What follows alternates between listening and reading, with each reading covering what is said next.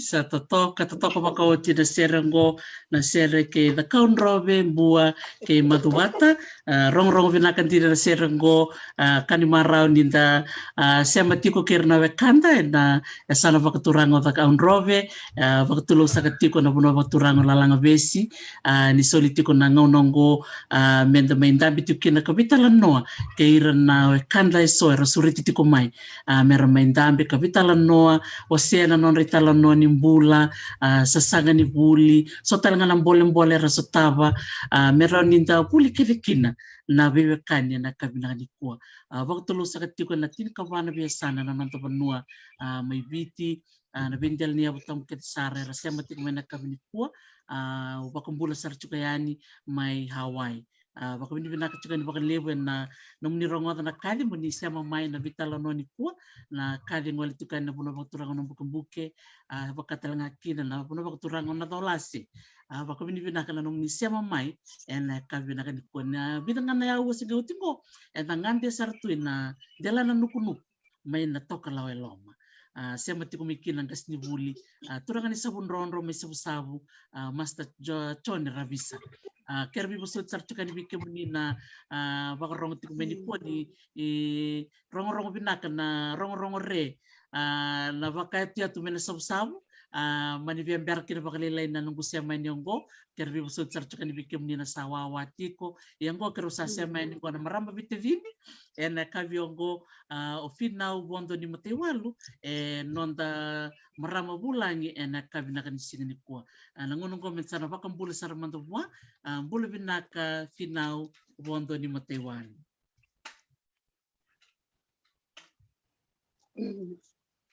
Sambul bina Dr. Teresi tau manda otor nangonong kami obabi bina vale wena nomu nanuma me mai dua telngana nunggu itavi tala no ai nanomu ni program bina go toto vao china ve wase awarong cho me na vida nanomu ni kapkatoni sao chi ver na nonda obabi bina tai na nuni me dua na programu yang menda vital nota in na ve anda sala ovoch mai na ve bole so kate so ani muli randa ve wasita na ver na nonda o rakawa sir nonda future leaders nonda tu na tu ver na lube antara sa baba baca mai na ngonong go sa nak bakalib sara na mama balte no matanga don tosarti ko marama Naka meu mama dalam tengah balik kali kami menina non tadi barong comene kami ua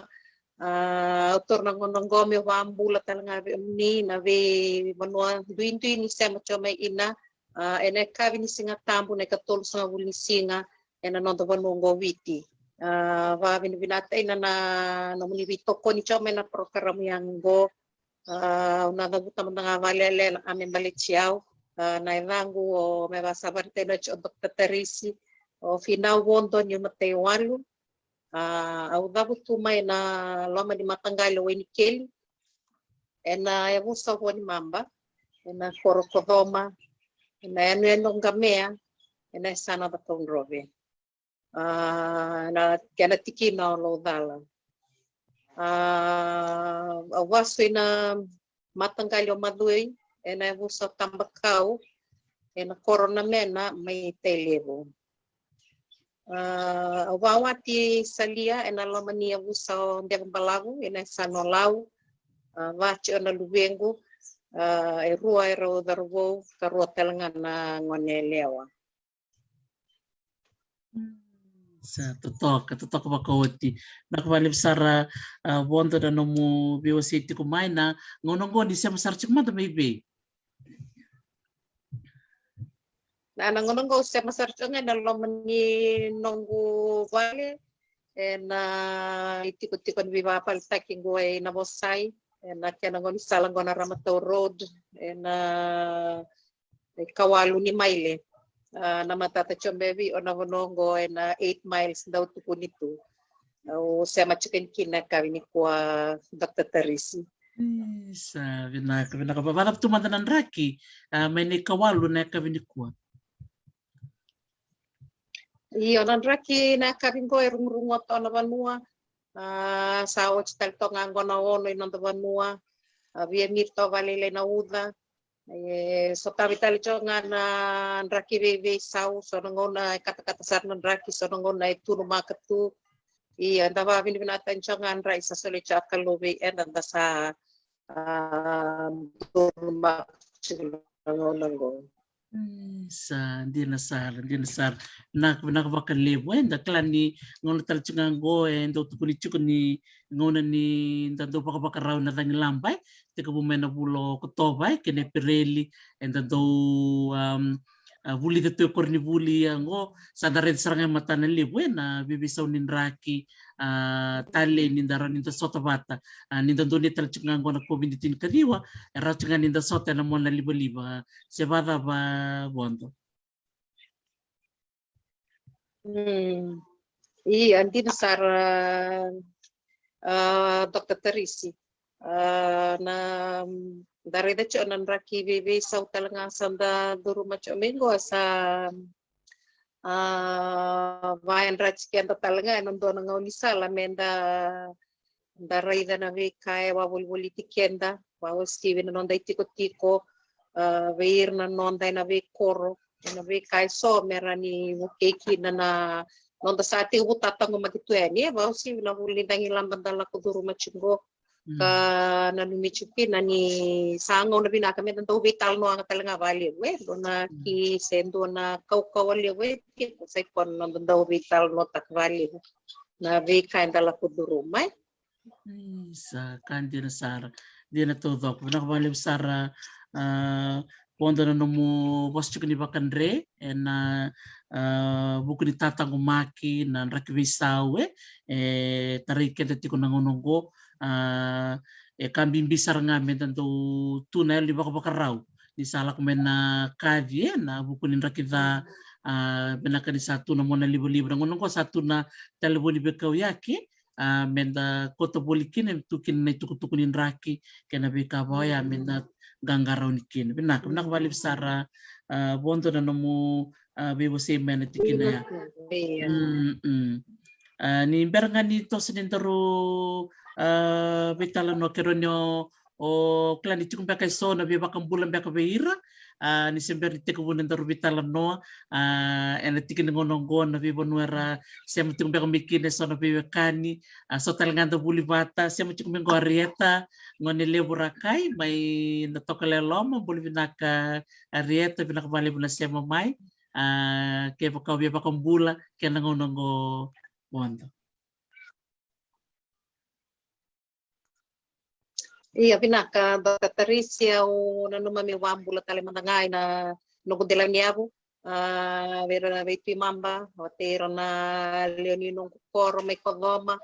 wasa sanga vitar tar chona no ero me bondo ero ngoni vital no ipi mamba yendre chona vitar tar ina corona ekavina no io sava ambula cheni de maniso e se machome na batabatango ngandre nga meu ambula vike mine kavini kuwa seng talani mulinda vi erna vi kani erna leni vale rase matali chok nga mai rabarong chome na kavini ko sava ambula talanga ni Dubai ve eta warong chukana no ni session na no bat ki Dr. Teresi toka na warong di kemroti ko na marama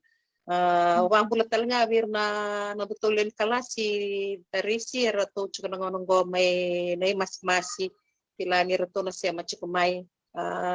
sabalata talanga na lay visiko vikar na kawini kuwayo babin binakatiko nando na ngaw na darangay sot talit ko nikin ayo sa wambula raram talanga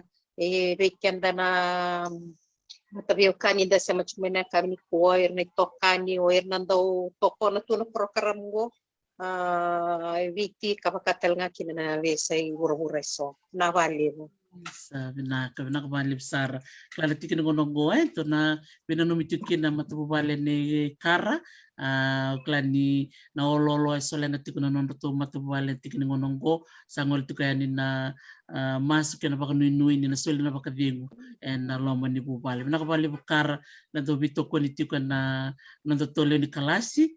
mayanti na kumbao binakabakalibu na dololo makena vikawitaki totoko bakawoti na sema tiku ni vitalo na ni kwa bondo uklan na reredo maka mona sema de bikenda na bondombe ko ni asusukina ina no mutumbu zake mai bondo naka Dr. Teresi iyo Italia hindi na ni navano na susumay kina kau na numamyo na talo tak mandamali kaleka hindi na niyo davutu may na ano bulan-bulan may kami ielevo na nung ngaw na nimbula may na ngoni me davat ko may na ronondol wasa chukubuli nga may na kornibuli bibaro tak merat kanda buli school may London taumanda na non-raw lay bakawati kaya na nung tumbo ito sudo todo may London na non-raw sol kito level 5 o ikatuloy na loma ni nito matubale karo bengarabi boli na ngasi may na embakitin kagdiwa ono sa ngabulkawali may adoba na ronondon nangaw na kedi nito nanukumbula tiko may awat tiko boli nga na kornibuli may London nanungubuli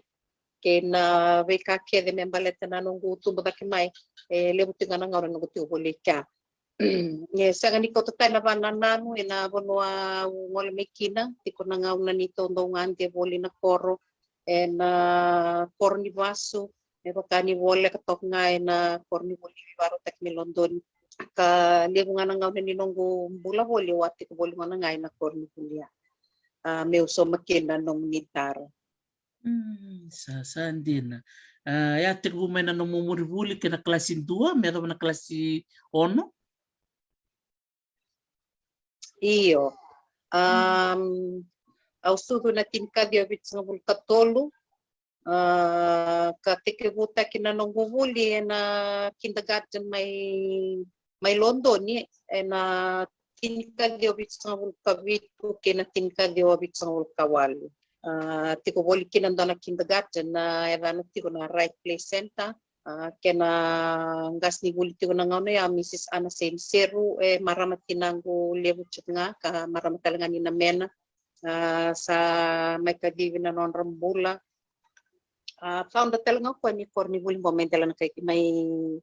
na right place center na tinikadiwa bit sa bulu kadiwa ina tinikadiwa wal sa bulu kava sa landi kina primary school. Doon kay tali Dr. Teresa nangaw na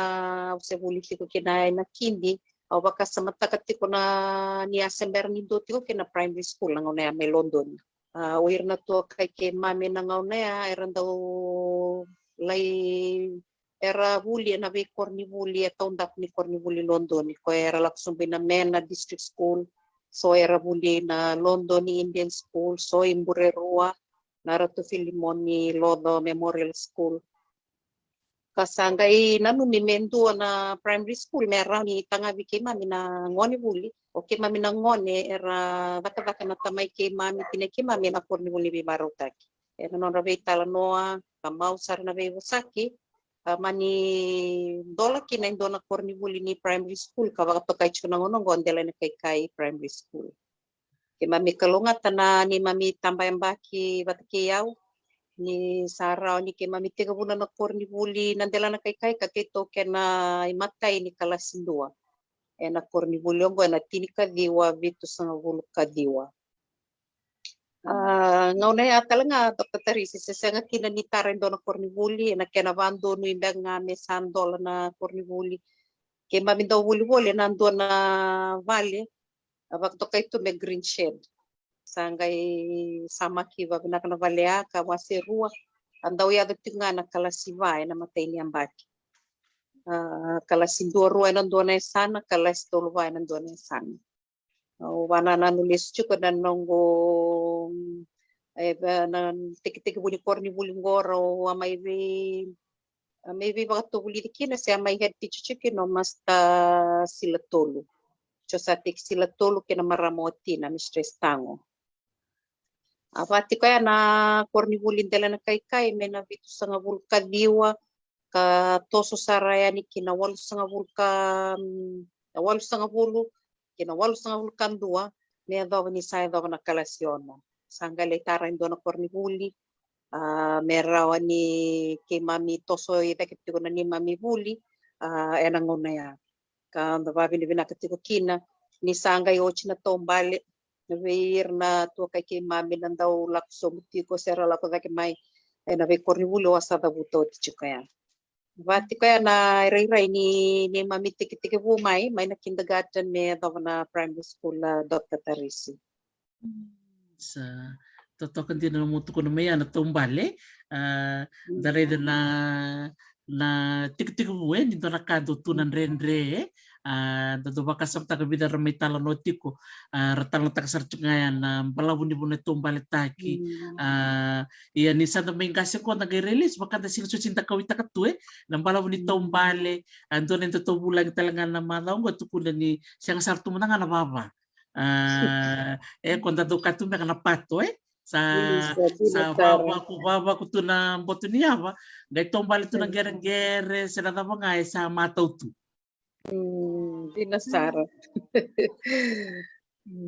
Katotok sa nga kina na release medare na den sa tabaya di sa wala kamaya na korni bulbi kem do ya bon sa tumbal nga Sarau-rau nga sa top nga na compound may Iya. irot kanta bulim. Tiko sarchunga lamani compound. Vida nga na ikala may vale ke mami saya vi pornivuli. Ke mami eu ka kini ke mami kalungata na ni tuemba kini sawa kau mai vavole kana vuli kina lomani pornivuli.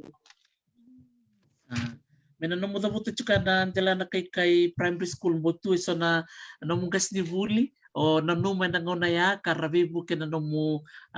baka mo talita kana le vuli sera mo ida na no mo rede sona lesoni pa konto talita ka. Iya vina ka baka usada buto tiche kona orona turanga marama vioti ni roa mai tekevu sebu ningas ni vuli na korni vuli ngo. Masta chusati ki sila tolu ke mistress tang. Nangauna se avati nga kina na kalasi vai. Dona kai tali mandaninda sarava. Na non rove tumberi ve ke mami na tamba ni ambakia. Non ravaka non rove sotaka so na ito ni rai.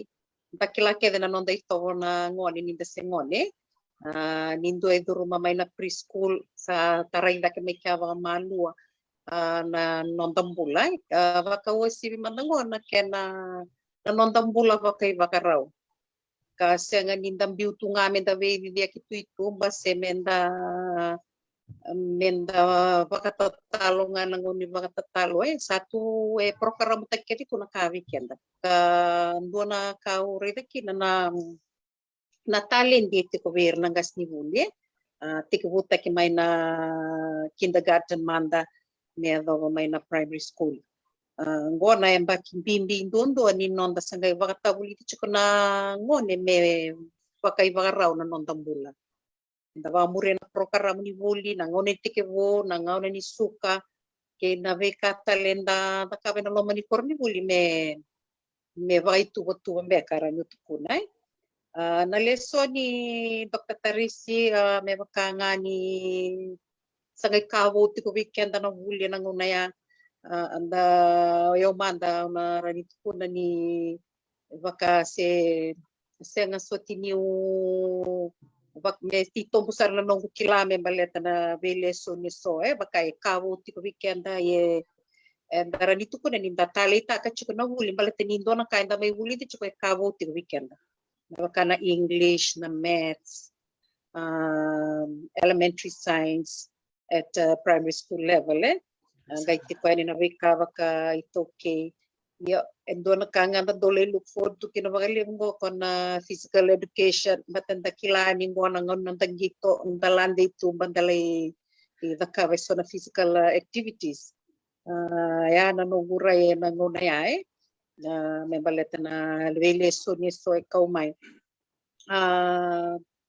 sa ni kaptanikin na nanondawa kanana nuti ko yan ni nedawa na kalasyon no sa chuka kalangaki na vekaron nangaune yan inda se ada chuka na kalasyon no at ko na kena vekaron ko na intermediate exam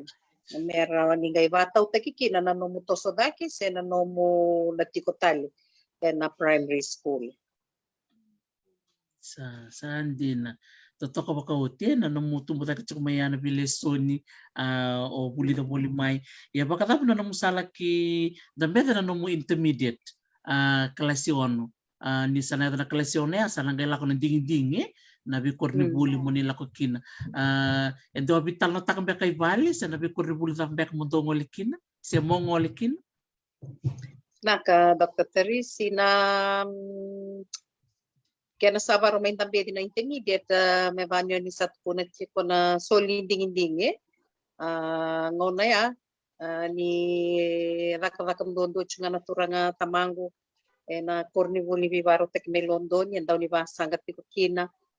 tiko wali ngay vale na maramatinango ndona ka yake mamisara itu nga kina nang wanindela ne kay ni sa chunga na korhuli lewarat kanda hulewe kaya bale nyo sa pasingay sa nang gosa na tako so ngay na secondary school. Doon ka wano numalisti ko na nungo wawaro ti ko na nondaro vitalo ni ko. Nakasara nga yado may wiyaw no basi kami nungo bakasama nang ano ya. Okay na pasinga ang gosa na labuli London yung sa latunga bakan doy London. Sana second dono ngona meu baurai ki na meu sarava da vai tui taun taku ni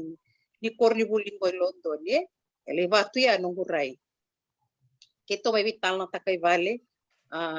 Autora tiko iau na veka e rau rawata va na nungu tumbu vai ka vai lavo. E rau rawata chukuna mai na vaka e vingara chukina turanga tamango.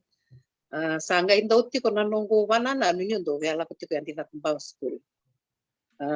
Nangone anda kila ke vichiko na weekend na bulan doni cuma nangone ana ndre ni dauduro ya ni kumbau school. Anda tu kuni chiko via mana numa tik nga na maka. Vina kata na lako ya di kumbau school mana numa tik na kena maka. Dona tinanggule po kaya found ngone ni kindergarten po sa tabuta chiko mai da ke Dr. Risi. Sanga indau vina kata tiko kaya mi una lako ngai ACS. Ya namba kitin kadiwa vito sanga vulu kadiwa. May feel takina form talak sar na nunggu dingin. Au sa kilati ngayo meu matay ni choice ngayon di kumbau. Sa vavaka sa mata ka karoni choice ya me korni wuli tani ngai tautumba me kako nga nyuti ko vandua. Mani nunggu karoni choice na Valentine Memorial School. Batani korwuli talangani ngonelewa. Sangay katulad juga ni choice in London. Ya, nilai madala may na results. Au sa pas yung pas mga binaka. Na lay biyo may na yada may na dita kumbao school. Salo to juga may kinanay daw. Yes, nga ni ko tatani na nungo baka nuin yung ngandre chung ngami na may wulin doon ako no isu.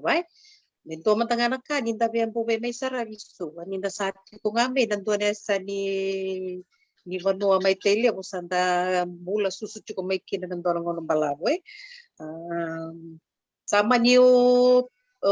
except ki may na Valentine Memorial School na tinika diwa 8:30 sa lay bulikin na kornibuli may dala na visi lay form 1 ka ito na form 1 to 3 may dala na visi Dr. Teresi Andina. Tatoko pa kauti me bakana mutu politiko ya. Ona sanga munding ta kadona korubuli mo moranyo moletani matanga mikin boletino ya no mena matakalilai. O mode endo chunga na ka already tip se va. Iya, dinosaur. Sa totoo kandina. O tali na mutu buti turang tama munitiko klani ubung gobera na buloti may London ya rasar-sar ti kumengo o klani na kilay turang tama muniron ni pamatal tekin na muni tubu-tubu turang man. Binangka na turang tamango eto atenete vengara vangandin desar na may na kornibuli Londoni daw ni makasanggat tiko ng ngaw na ya tiko po buli taka tiko ko ya ng ngaw na tinikadiwa ono sa nga bulu ka 5 beka sa chikin na may London sa ono sa nga bulu ka va may daw ano nang gami wakawati na ono sa nga bulu ka 8 ono sa nga bulu ka diwa sa sudukin na matay ni Nonro ngone kona nito ono to kango ngani ko Gaston do Tomasi na nonay lako talaga ni bangkang garambula may suba Dr. Teresi tali sara ni Undo Warungon daw wakabuna na rono ni Wayne mata ninda dare dali sunay tik bu daw sa ni raw kahit daw tal no tako pabiyaw na biu may nakoro mesa may vanggar mulay suwa may tiko holi ng buwa na may bulan ni tiko pararar ye may tiko ng buwa nando na bumali to sa nga ni bebe kani to be kilay nga kay na turangan na tuakana na may tiko ya may huli sa tiko ng buwa primary school chukang bakin ng ngone daw nakana daw mo sibe no natal no takan no na labuli daw duot nga no na exercise book tiga po bola nga may to na lesson may namatay ni page duot tala lesson ni na page laman doon kavakakina na page may muri tiga butal may kain do na lesson. Daw tal no tako ko na kani ba kasi nga lebu. Esan daw baraw takina sandwich lombi ruanga taon do na plastic taon to na no natang. Baletin istigan din do no na lunch box. So kavaya Dr. Teresi boleh eu talenga mi udah kena kebako ko kila ni dona ka na non rala ko tumay o hira na may vangaram bulay suba asengan din ni daw rora na to man da vangara tu so na bewe kanitu menda may tiko kina ke bakay senga hira na may tipo bakarara bibe so na bo vale era sen sartungan ni bewe kani mi bakata kanang gasimbo daw tal nota ko pa na itala no ni non biyo stuba sa ating may vangarana non biyo kan katini sara non nalay i laksum sa London at ko boleh may London na ngona ya indo na nongo kuko ka turangan ni mundo may koro wawat Italian ni na koro o naundingo na no na sarong nga dati ko isuba ni roch may London na biyo tini mo sangay wa na no na sa sanga subo mela ko London. Ya na itik-itik muni no na yan do i London ni Dr. Teresi. Na no na lich ko bolya sanggay lay solewa no kuko na dakadaka ya me buli dakadaka tukin ay sa me no sar ni sala ko na so na kena buli kila niat ko na chopo ni do may buli sote senda so na buli ba sanggay bakine nandave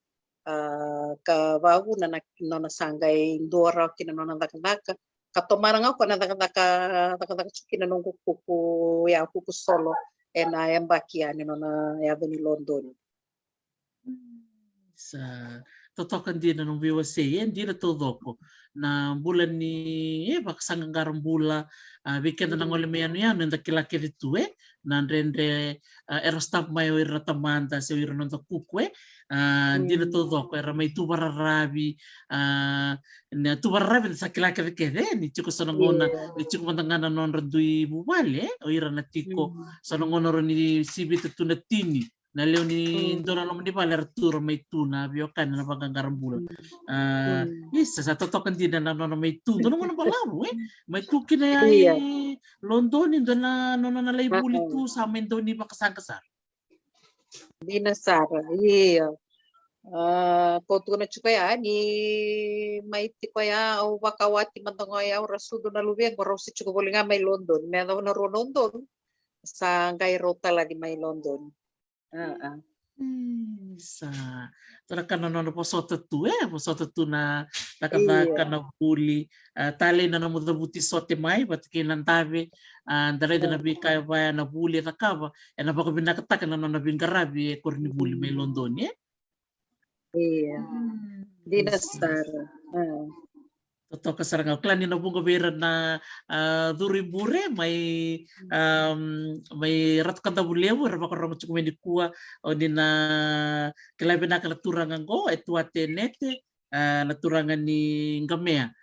ngona lube ngon neleo bakaro bos chukme bikeda na tikin ngonongo so talbe nga bera era ready community ko nom diri wawo kiti ko na compound mi London ni wanda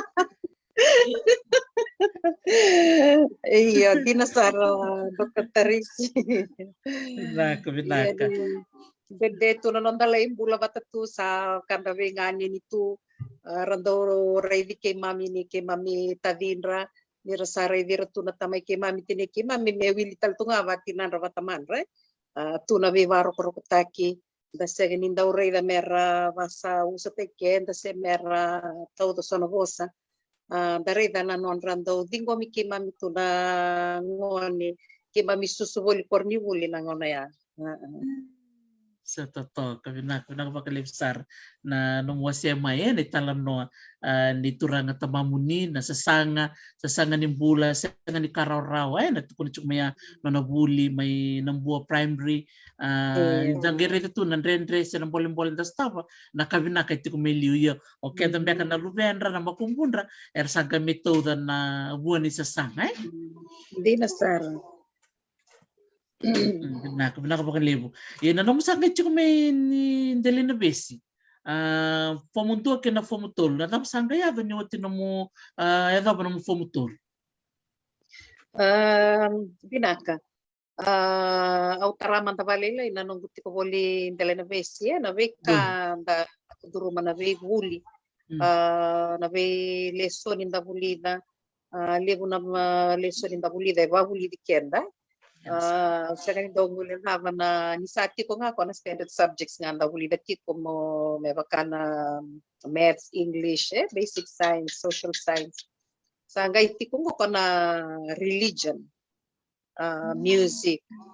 na home economics so na lesson ko da itumberi kenda saranga menda tomanda na religion vavuli di kenda tarai da kinanondong bulavaya lo wana na nulis talichko reverend tokave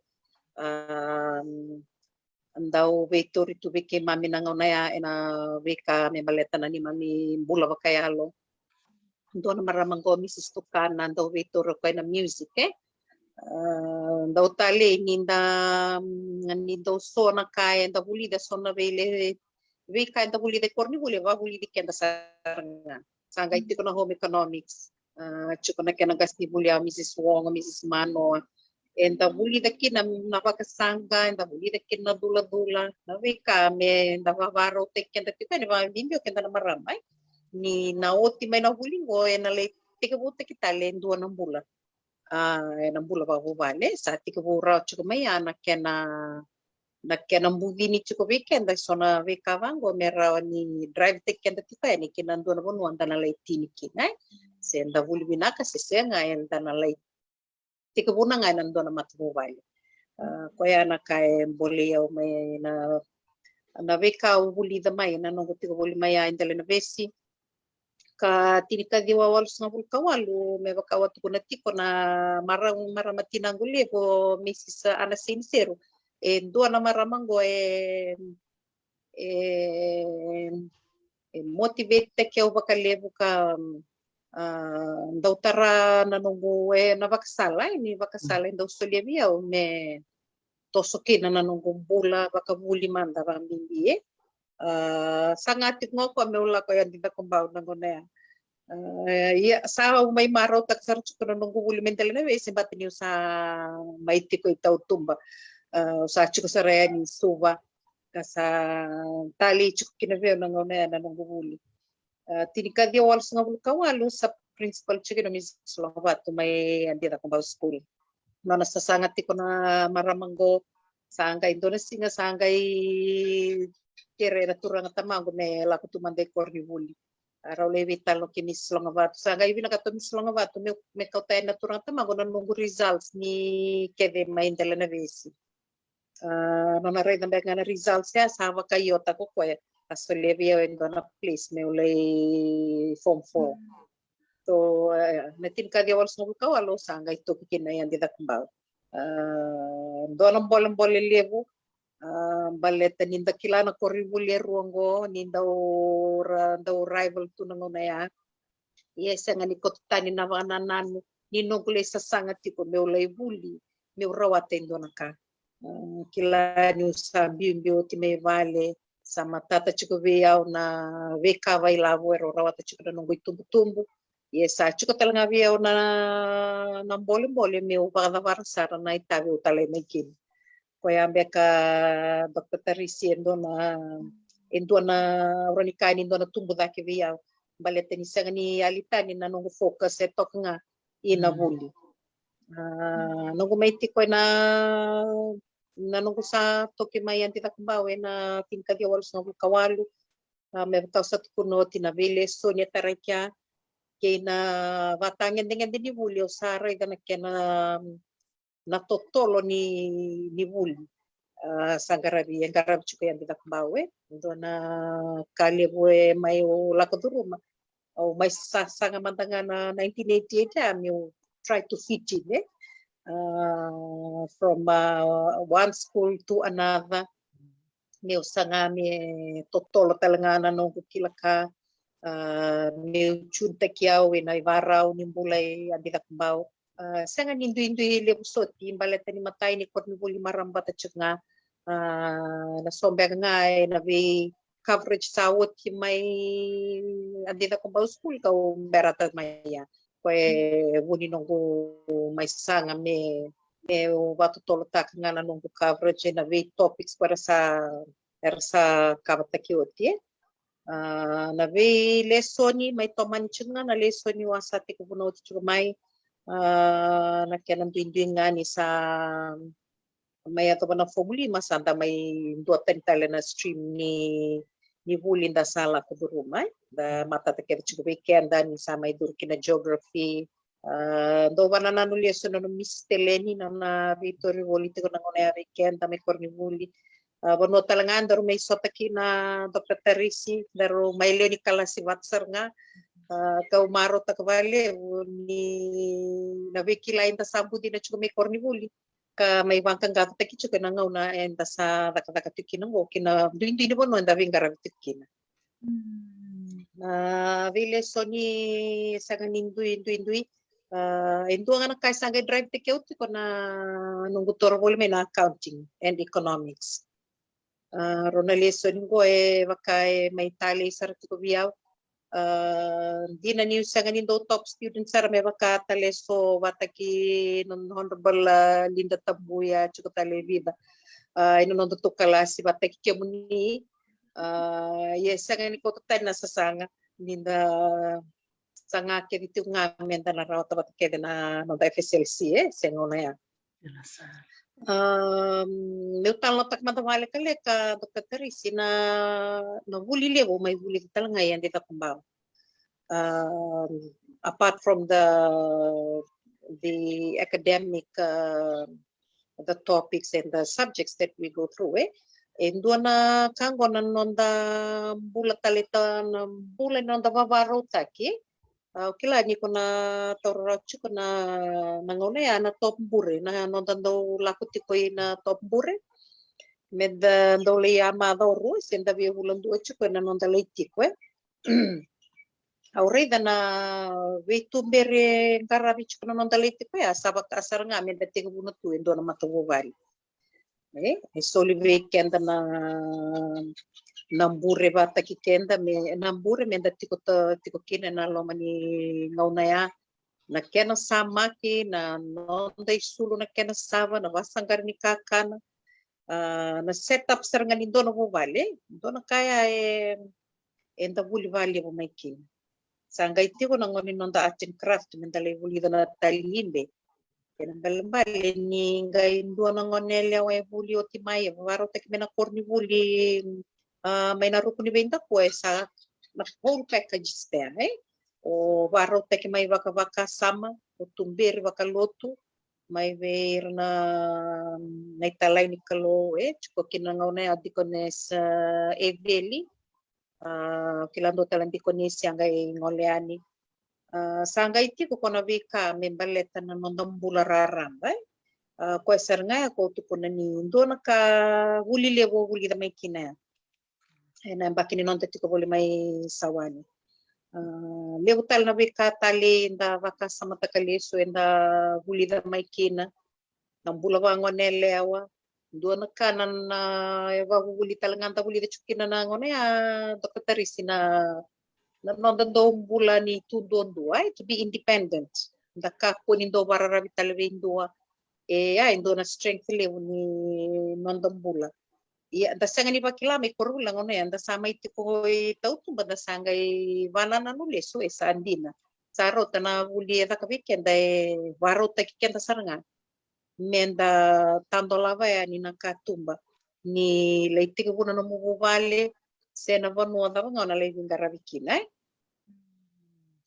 Kandir tuto bantu ni search ngamingo na marama tua kandaru oji o mersen balele buka sama search ngomai nandi dombule binaka na marama buli oti na latukun tiku mokwa na lako na top bure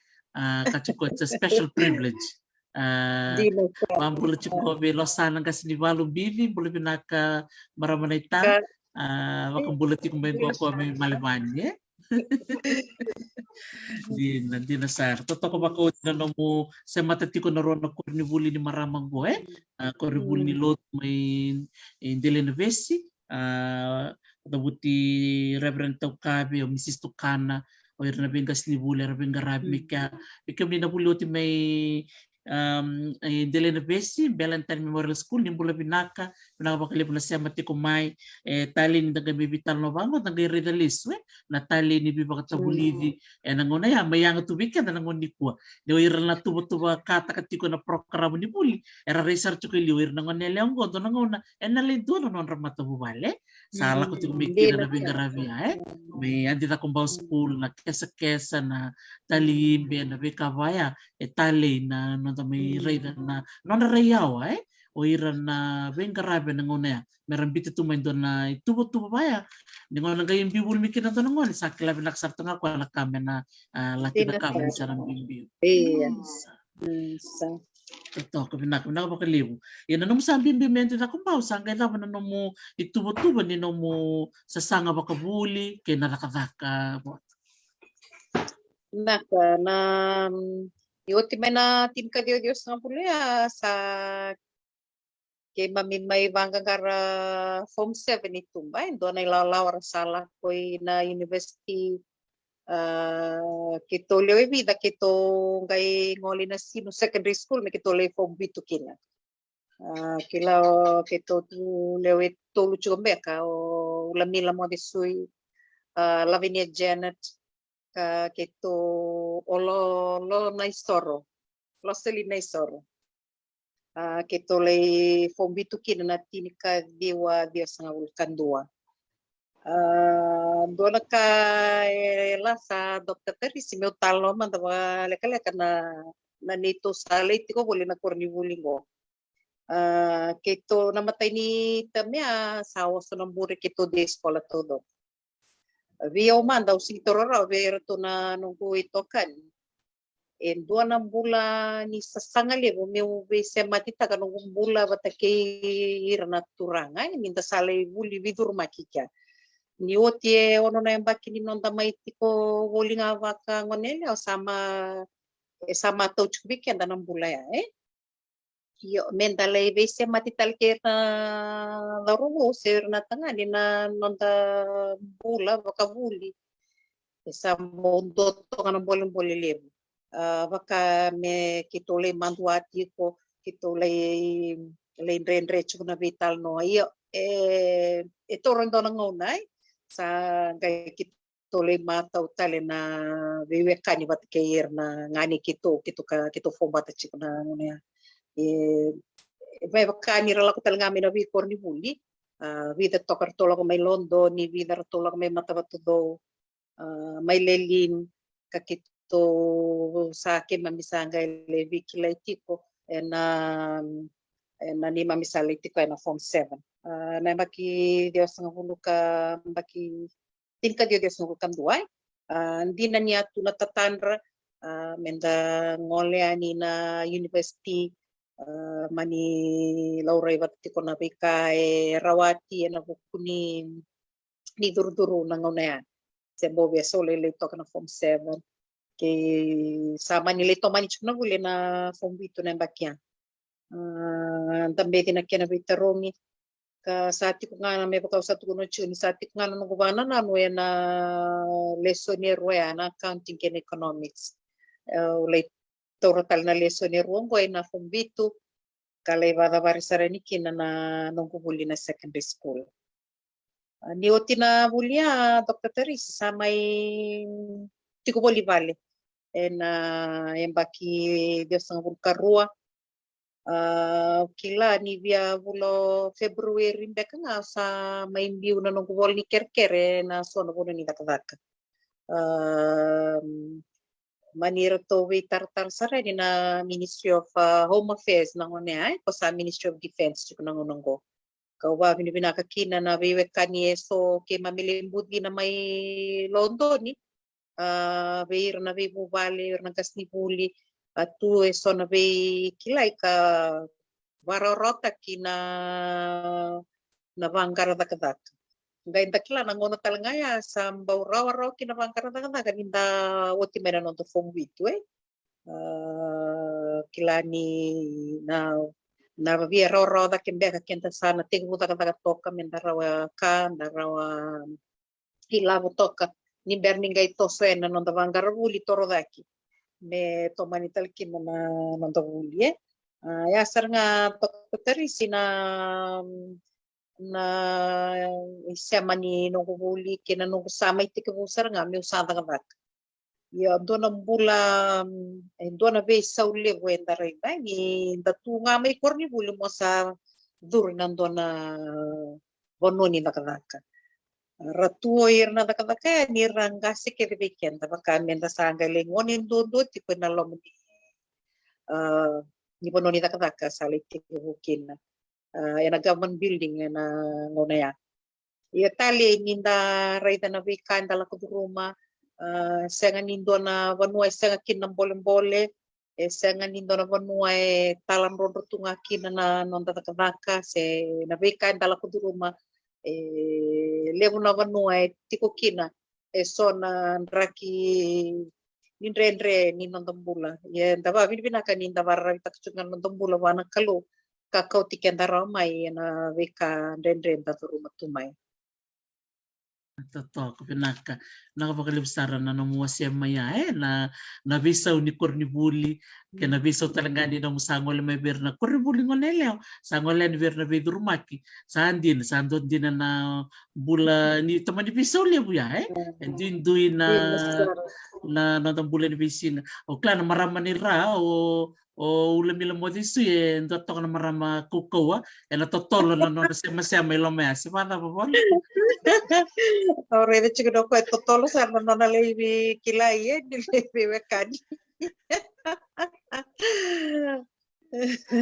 le gerto na marama ni ra siya ganito na kain de virtu iya totok Inaka makan lebu bambulu cukumengo Rachel ratu ba bulu binaka menabuso bulu binaka Rachel na siya matiko mai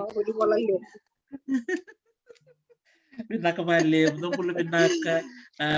talaga may ertumena siya matiko Amerika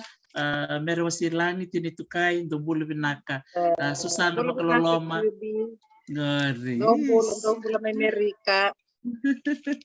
Totoo ko tinta may siya matiko na vital no na visina sino binaka ni ko iya do nanu binaka tiko po do ni kemni do baka mo ngani bul namban do to ni accounting but kin economics o class siya ni bakal ka na no sa mitu kinangko ni do la kumenangon ni economics levo nangon baka lalapa sorry na lo ni classroom yori kemni ni dapat to nga o class ni rate ko mo perstahan kirto ng gas ni buli saya nggak ngone buku tapi cenggo. Mr. Chan deh. Mr. Chan. Bisa. Binaka makalibsan. Yuko ni torturang ay raya wala na buku na kandi economics libo na kandi masule weekend. Minta ka projects dan do lako nan di bonua minta lako kin dali nakabasarang men na badindike. Na tonta ko ni Cornibula ndo nakao singula ta parauti ko. Na kaya nandoda ka na napadindi ki mongole tonta ko na field trip. Nakipakasam ka ng unaya, sigmata ng unang ko, erbanto nimbiya ka ng ngoni, merdo lako tonta ko ni Cornibuli na lomo ni ngoni ni Buli. Sabi sa umbya ka Arto na kila pinaktingor to na sangga siguro chugo na ngonong na bebe saw sa darere chuko na lebi ni bebe saw sa yado tiko na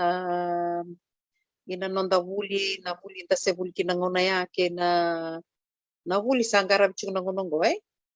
na kerkulum mandanga sa ndo barega tiko non wuli na lubenta ko menta meda ka hobok tiko so mandanga na bikara ko chugo mingo sa bakay totolo sarangana nonra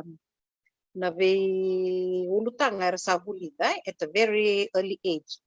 Kwenda kay chukina ni sando na kana sauli usati ko na nonda education system which is good. Binakawir na lubenda baleta ni sa etaraita kina nonra kila kay may na bulinda se basana mo na ya doktoris Sara. Se vinaka makaliw. Ia ore de chiko ke muni tamba toka inda kumuni. Ela no mu tori bola o kila ni kondo de tala noa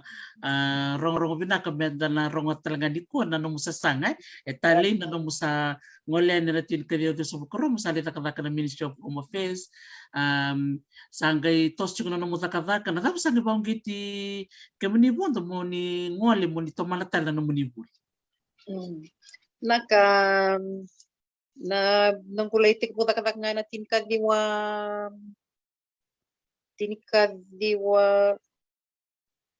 Dios nga bulka ruay kay bulo February na tinikadiwa Dios nga bulka ro sa tik po takatak na Ministry of Home Affairs.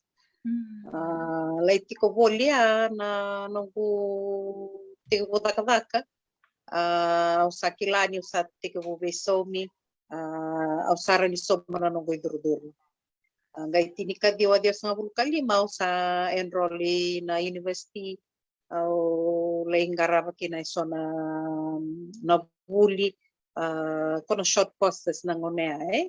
95 medo na tinika diwa Dios nga bulka walu sa tiga butal nga kina me sa arto sudo na lubeng sa sudo ng gulmato na tinika diwa Dios nga bulka ono sa tiga butal nga menta sa duruma talea nindo talang bulan ni Vengaravi na loma ni Buvali. Tos nga ba malo na buli ranindo na embaki bidanga na unit se Garavi rawa na numichuk nga ni sa ndasati ko talanga na nondo commitment vir na luvenda kay nanonda na kena tikatak ko nanonda ilavu ni beso vera raw tiko kay na bula anda dono makachik na ngone sa nga nide ngono gusto sa nga na kuni buli tinika diwa Dios nga bulka walu may oti kinaya vida na nung program na ronondolu kalima sanggay boleh talim nung bula o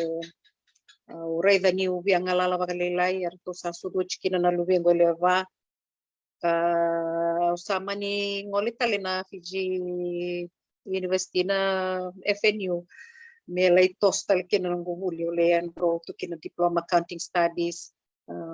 melay vada vari chupeni batal nga Dr. Tarisia saya nga nive una huli talaga ina loman ni matantu daw sa introduce to kinanguna na civil service exams kay mami buli la kay mami bitarong itak talaga na buli na way buli nangona ati kina na H1 H2 na U kaya bakao tipo na accounting field na E na S kaya bakao tipo na admin sanggay tipo na E exam do talaga na kaya ni nabuli kay mami buli de chukina na daga maten tu chukina ngona buke ki mami talaga na ni mami kilaka na buku ni daga ni ngosa sa katal nyo lay buliti ko sa hands on sa ngay na daga dagay baka sa mata kanyo sa point gi chuga nondo na post mo sa Vengaravi kina sa tu na wanui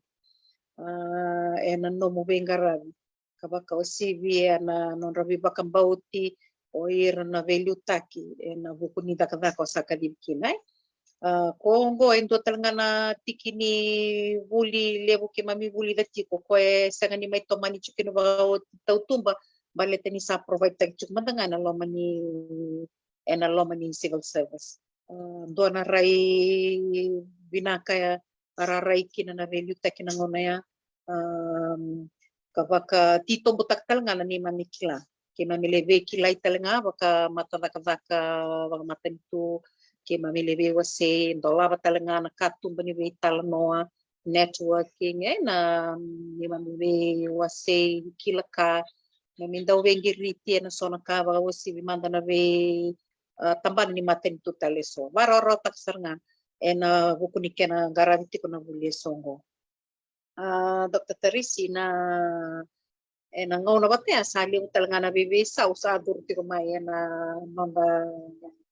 buru-buru ni taka-taka mga matentu veve sa winaka balete tarai da kikina na nonda bula ni kilakai. Dua na kana kena duruta ke maingoa na vesau ni OMRS. Na kango e buke kenda saranga menda reidi kenda lisu tale manda da reida tale na ngangandre ni tambatakadaka ni tambana mga mata ni tunda wingarakin kena yang me ve rau na kila kai tiko weekenda wata kena daka o kadibikina ngondo na kai vaungetia o meu lei vuli tale na ti ronon dolu tin kavitu se tiko kina neto boni bola tu date kina ana nanda mata sa chumbo mai bonotani mai Dubai kere kavandorui me lei tosa tale na vuli dona boli le o veia o ni sa mai dente tiko na tiko mai tosa chuka na vengarabi ka ngai soli talendo na ngona menda lei vuli na no lei vuli au salai garam kina na program ni executive masters in business administration va vini vina katakina na kalo na nona ve liuta kitiko kena no gumbula senga ni rao na vuli aleng garavimbo tarisi na kena lai ve dale ve se mati tale ke ira na so vakau siviti kungo na ni sana kilati kona level di vuli ngo ke ira endalai vuli ve durmaki vat ke ira na vekanda na na India kasar level tiko mai ni man India directors lebu ngai rata kata na ve kambanye dona vuli vinaka baleta ni dola va vekenda na katumba ni menda ve kilai vakambula takatalanga na nonda ve wasita kai vunga na kai rangi va na takena nonda vengara wada varna vuli na ronondolu tinka diwa ka va vina katakina ni talave saranga kina na talave na nonda rai na kilaka ti tombo na nonda kilaka ena vuku ni ndamai vuli tale ye sandi na sarasando na katali na vuli ndau na bala mana ka rando tu kuna tu eso na vuli na vuli tu ka me ndo vani nda kadibi nondo bula ya na kai mai ila koduru ni tarisi ka wa vina ka ni rota wa vina ka na kuroi ngo ka utori bola sarkina na ena vulo mei na karoni singa na ronondo tinka diwa então na kanga ngai lei mosi veia ni utori bola tinga na karoni singa ni vulo me kadivi na nambula na turanga tamango ne kawalu ni singa o kai to kai sare wara ka tigo bangana gasingo me reida na vonua ke na butukani nona dever ni vonua ni nona ve susu ka sarawati mengo na kena kurui va to kai ana rai ni nongumbula ni ola ko durmati mai na vengo na so me do na kena sama rawati na executive masters go totoka wakautina nomu vewa siti ko mai na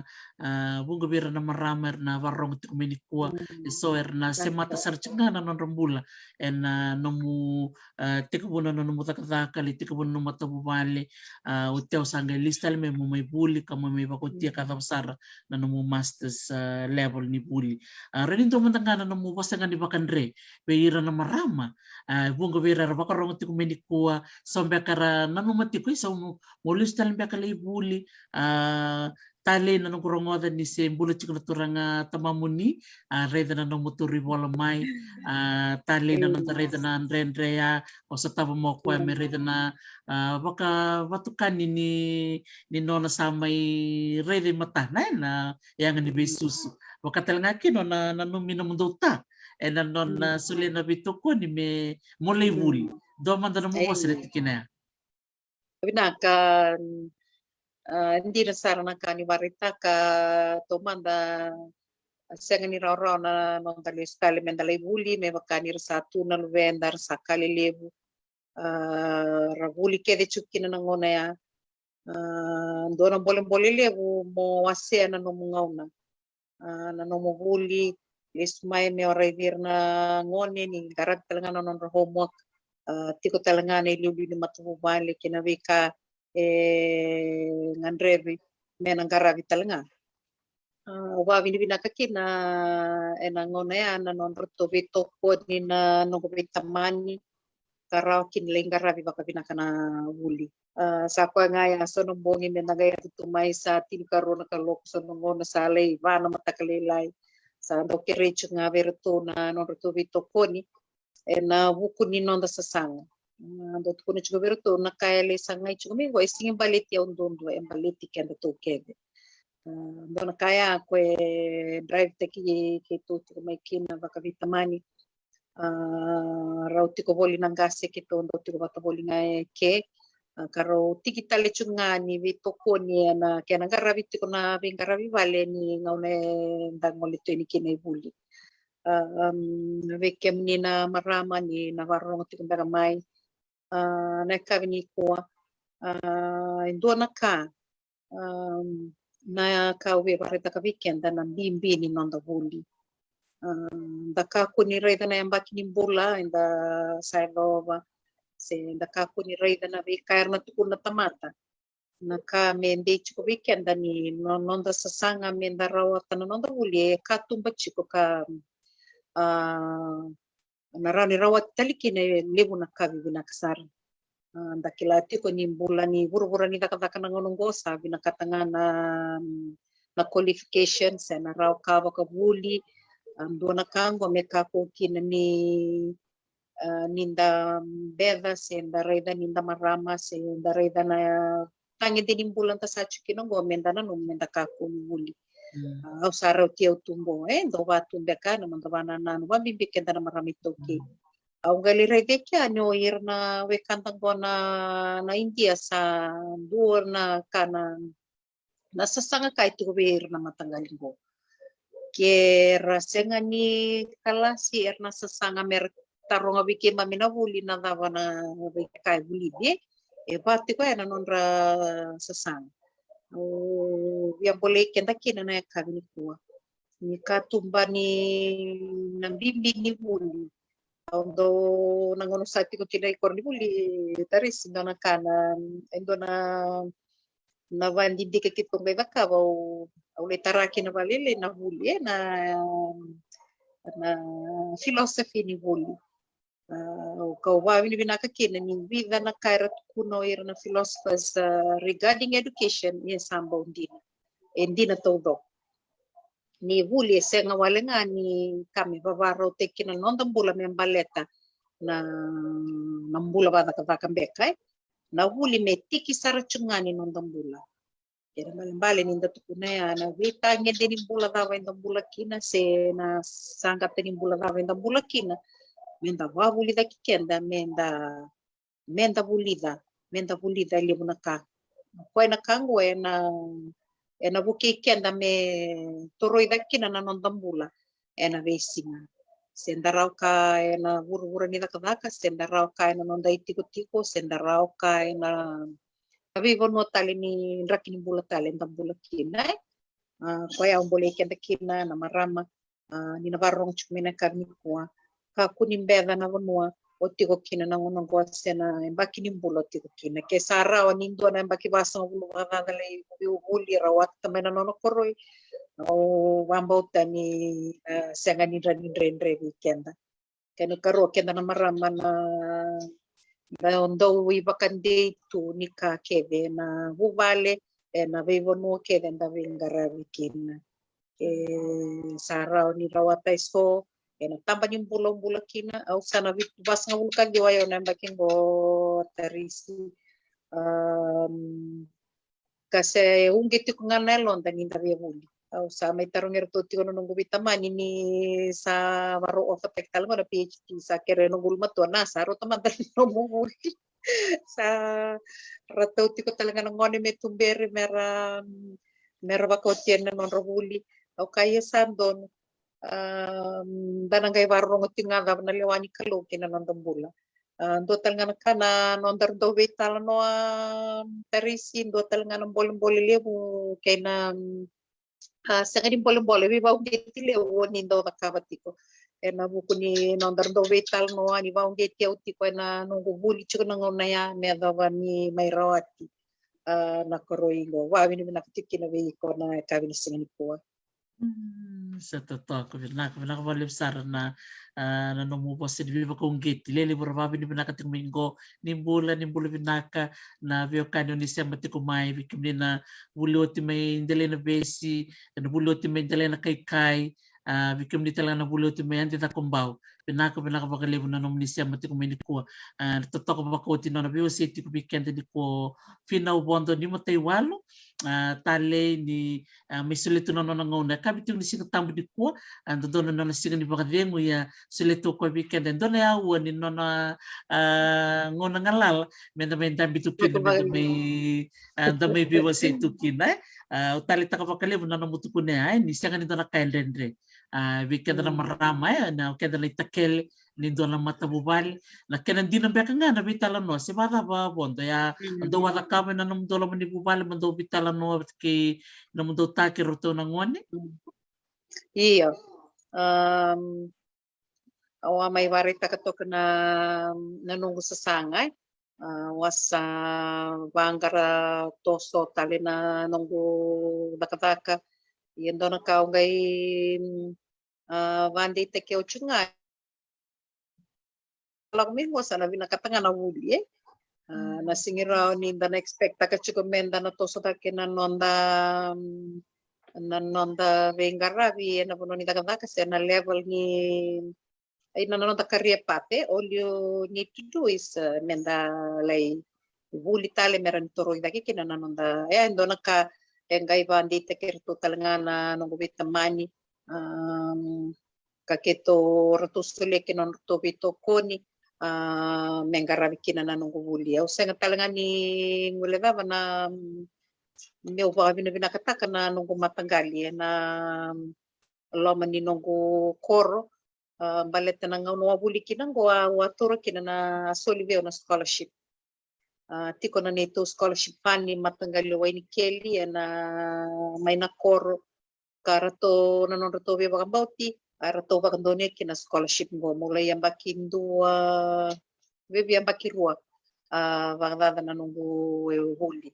ka wabi ni binaka ngani sarawati sarawani masuk kay listale kina matanggali so na kaele kila ele buli di mai me wabi nakatakita lang kina na ni mami bengaravi na lomo ni matanggali kabakawasi kina banua totoo ka sarangay totoo ka nabi toko ni buli erto na maraw saranga kina dali ni committee ni scholarship ni sala kirawati mai en nakausar na kabonggo sarang tola talaga na matin katumba mayiratan langon er muri mai na reda sar na tiko ni baritak go sa sul scholarship sa raw kumdo talaga na raw talaga do talaga nakaurit talaga na numdo matabubale bondo to talaga nangon tali takapakalibo na nonto rawata talaga na nonto buli ron into talaga nung pamatalika nanon to unggeti nangon ni to rin kimun raw na beauty ni bali nindo toko na tiko na buli binaka tatarisi na ungula na pamewatu ko na namatay ni nunggu mamangal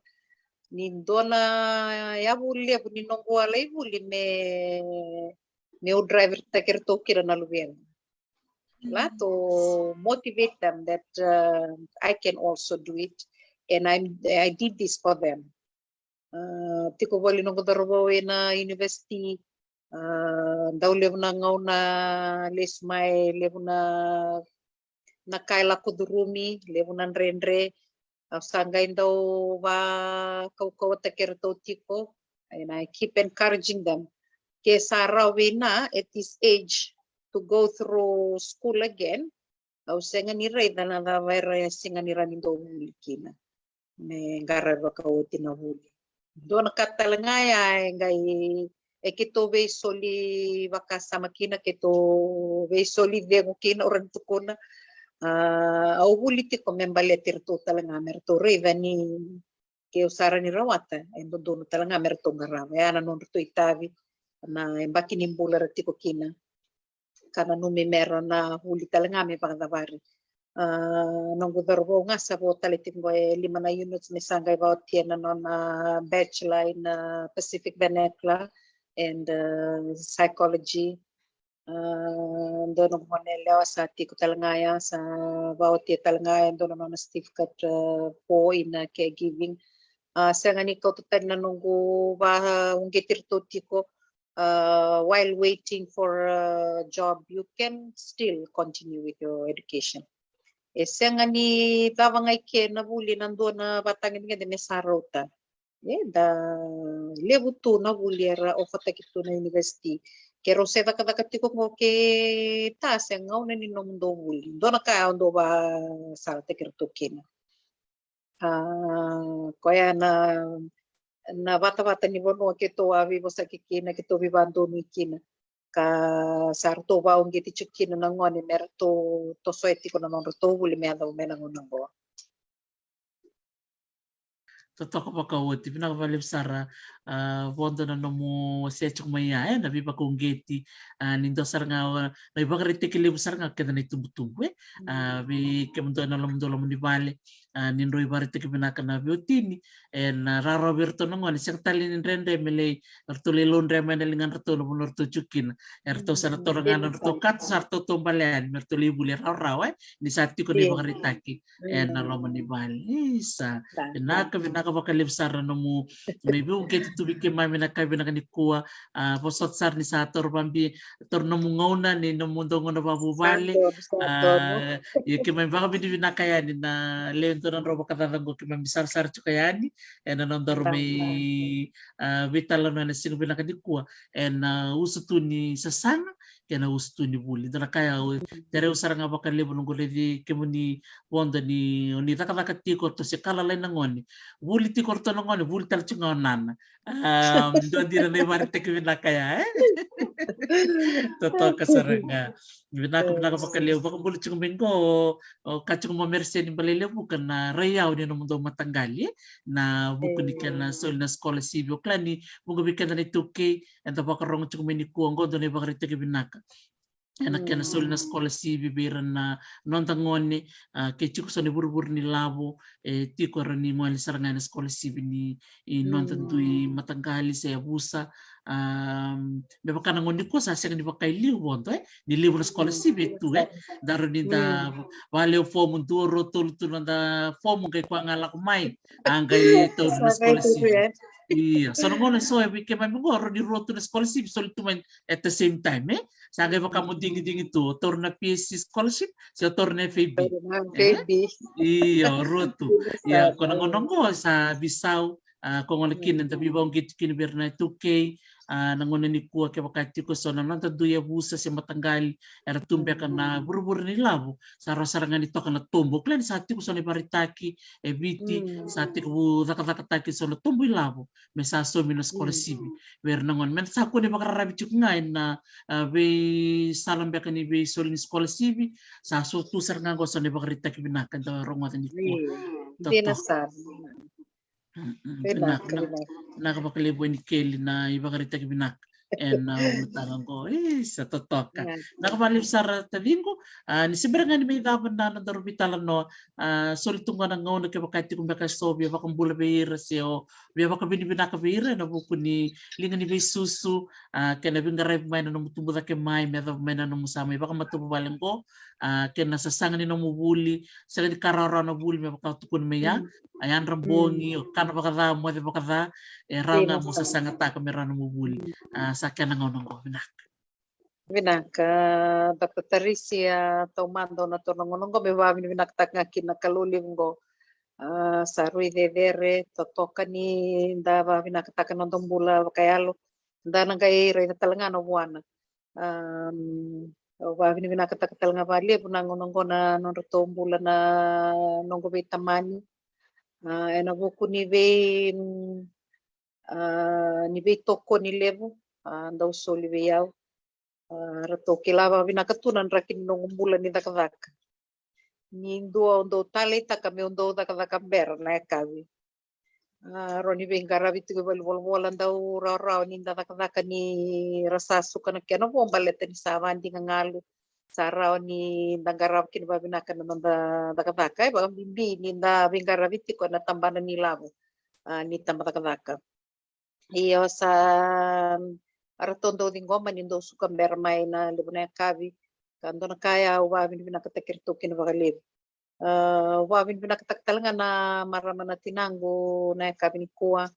na vito ko ni levu na linga lolama ni ve rongo ni ve susu senga ni oti rao chiko tiko boli nga ke ya ngo na ve singa kau kalunga tava levu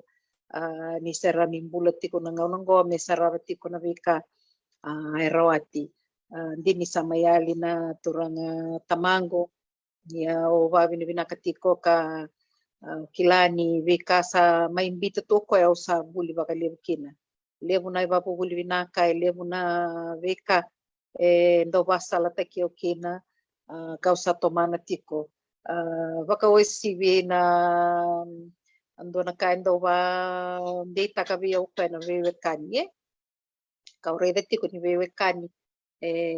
ndo na kai enta kalunga takina va levu baka bimbina nonda bula baka itokei senga ni nda wewe kani watake nei lavo enda wewe kani enda kilana nonda isema ni wewe kani tau doktal nga kina nonda mbula na wesinga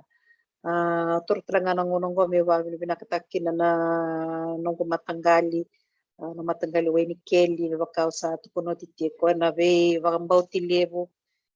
mai rawati kina na huli kasama ibada varioti sanda usoli talitungana na nongo bengarabe na lomani matanggali kito komiti chuko ni trustee na lomani to matanggali so na project ito ngarabati ko na watumbi lavo membali ata chunga na matanggali kena nonra toso italitunga nonra wuli na nito ngone na lomani matanggali ngosa ranga imbese na wuli na iduru na scholarship fund toso tiko ngome rasangai tiko mera wuli keda na ngoni waini keli mera ni tondola na katu benida kadaka don singa andana ngai raida na kena binaka kena babatukana ni wika kito satu butu talitinga kina na komiti ni to lamani matanggali sekatala ni ngule davira na rani sema ni nungu matamu vale na sana may kodoma may gamea vera tona sana buwana marama tinango ena loma ni nona koro kena nona vivekani sen talangan ni ngule dame wa naktakina na wirna nungu itoka ni bakavuli may na bakawasibi may na dida kumbao ena nonto tolo ni kalasi ena baki Dios ang bulu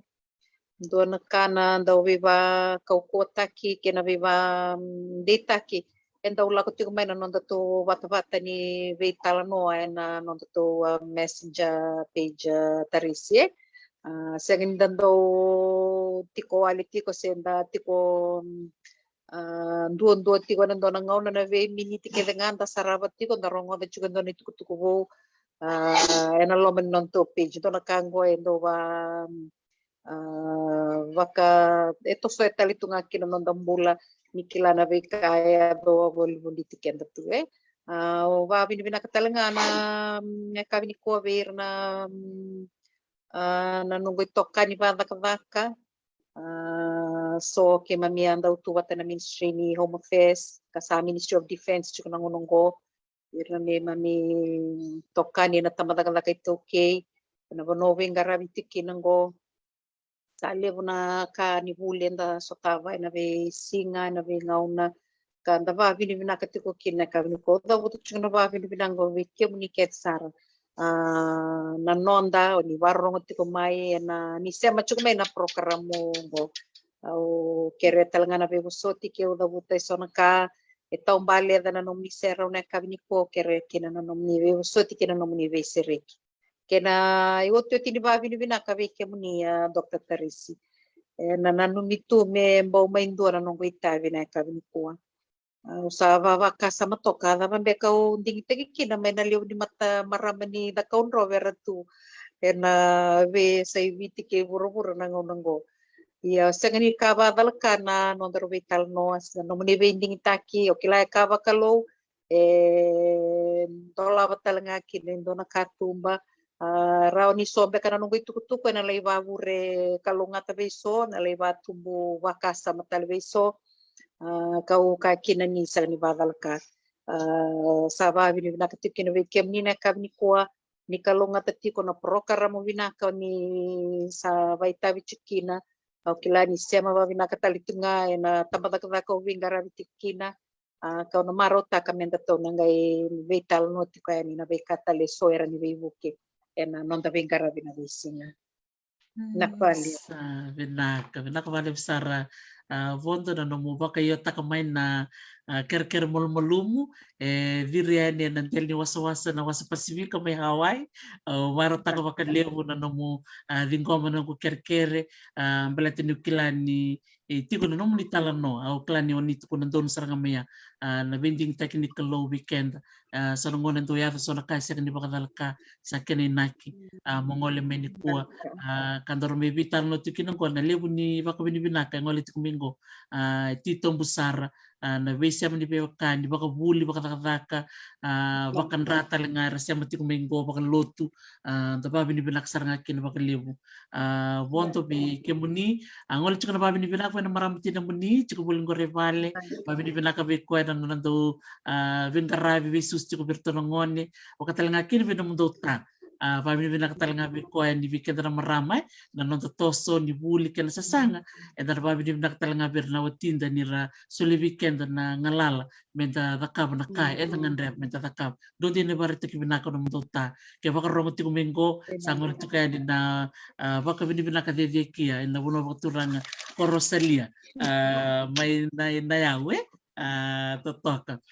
baka oti na yang menibiokan kena vika wita kena ka lem au ni takan ndor na siya matali chiko na vitala noa ndor ngai rede tali chiko na tubu na bakingo bat kerto na mundo tambana au na marota ka na sulba ka sa milikina sengon salda benda na siya makina berna wekandi tuki mai viti kena bese buru saba ko mat sartu kan viki buto mene kawalu lolong berto na ngone ndor ngai vitar tar sarvalevo salolo talangaya ni binak valevo sa manda nakabakaliw sa rin. Kung ninamarang ko tikumay, nakabakaliw na namunisya mo tikumay na ni Rubitalan no kay Finaw, Bondo ni Mataywalu. Marata kisara no sulito na nangaw na maramoso-oso, limo na kain karapat tu, marotaki. No na may biwi sa ito weekend ni kuha, limo sar na kada may bulida. Ayaw mo nga limo na ka, o sa kami rongo atong kobi kuha na natubo na kimay, o kili kuha nga na ni Rohabuli matabuli, mente na kumbaw, and kami bikilingan sa may ngone leo tu, ya na non italo no may no natubo na kimay, sa kami rongo atong ni kuha, na linga ni Jesus may biro no nitumbo, kamarotaki ni limo na ka, and the bulida rin ko. Sama ko mati ni Vikim ni Kansara, Vikim ni Nabuli o timante na kumbaw, kay Valentine Memorial School, may na besi, pagkatalakin Vikim ni nasya mati ko may dali na kay London. Sawa ko madan Vikim ni Toba ko Sara. And then guys, siya matali ko na alam ni Bima Manyawa, and then nabital na tiko kina kay maramara din taltala na inidurulala. And then ngante sarchukina may nikuha may nasabu-sabu kingamea ki sagan. Ang sawa ko matakan pakalaka Vikim ni nakapakalimu na siya mamay kina no munibikaw itaki ni Mother ni Mata.